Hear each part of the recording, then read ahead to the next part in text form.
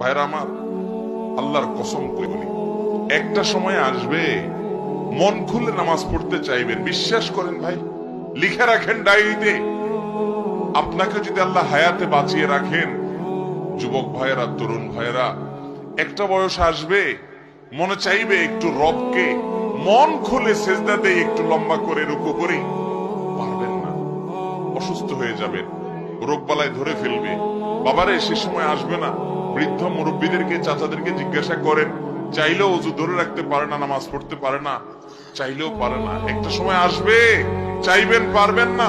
নামাজটাকে সুন্দর করেন, সময় মতো পড়েন, অনেক রাকাত নামাজ পড়বেন, নফল নামাজ পড়বেন। এটার চাইতে উত্তম হলো ফরজটা পড়লেন, মূল সুন্নত গুলাই পড়লেন, কিন্তু ধীরস্থিরতার সাথে পড়লেন।